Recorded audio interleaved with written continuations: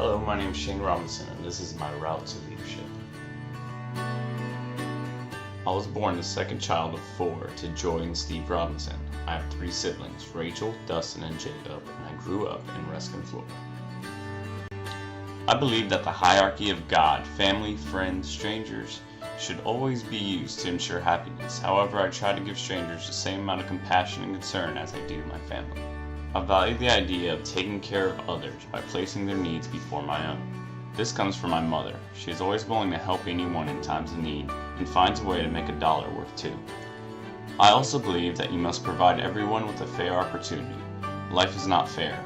People of all races, genders, and social classes are wronged daily. My goal is to try to ensure I'm not the one who is wronging others. This comes from my friend Fernando, who suffered from traumatic brain damage in a car accident at the age of 9. He taught me that compassion has no IQ, and that you can learn so much from someone if you take the time to care about them. I also practice the idea of no excuses and always giving my best. This has helped me through my military career. Although I understand life is not fair and many people are wronged more than others, allowing a wrong to become an excuse will ensure that more wrongs occur to you. Everyone is fully capable of being successful, regardless of how many times they are wrong. They just require hard work, compassion for others, and no reliance on excuses. This mentality was instilled in me by my father. I am also a firm believer in promoting diversity. It is important to see everyone for who they are, not what they are, and accepting them for who they are. As a society, we must step away from stereotypes and focus on what an individual is capable of. I also believe that our society is not living up to its potential because we resist diversity. Everyone resists diversity to some extent, as we are all different and struggle with accepting these differences.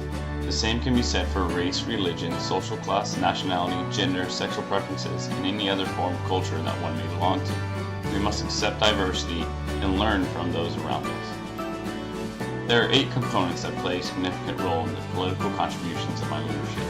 The first component is construction of values. I am Christian, raised Catholic, however I have transitioned to a non-denominational church. Growing up in the upper-lower class provided me with the opportunity to understand the value of $1 and made me aware of the struggles that others have to overcome to be successful. I was also privileged with the often overlooked contribution of being raised in a 2-parent household, as I think this is what separates many of the lower-class families. My first political action was a flag football pickup game, in which I chose my friend who wasn't very good over a better player because I was loyal to that friend. I am a Caucasian heterosexual male with blonde hair and blue eyes. I believe my identity is viewed as a majority and I have more opportunities than females, people of color, and homosexual males. I do not purposely use this to my advantage. However, I am not naive to the manner in which society generally provides additional underlying opportunities for me, and I try my hardest to ensure that those who do not look like me are provided with the same opportunities I have received. Relationships play a vital role in my life. I am always willing to help others. I also aim to make sure that relationships are fair and that one party is not taking advantage of the other. I believe relationships should always be morally sound and that they do not promote the wronging of another individual. My friend's opinion of me is that I am caring, loyal, personable, confident, sometimes arrogant, and often outspoken. My definition of power is the capacity or ability to direct or influence the behavior of others or the course of events. I use it to lead and help others. It's very easy to get lost in the advantages of power and to lose focus on the disadvantages of power. Therefore, it is important to continually rely on my values, beliefs, and practices.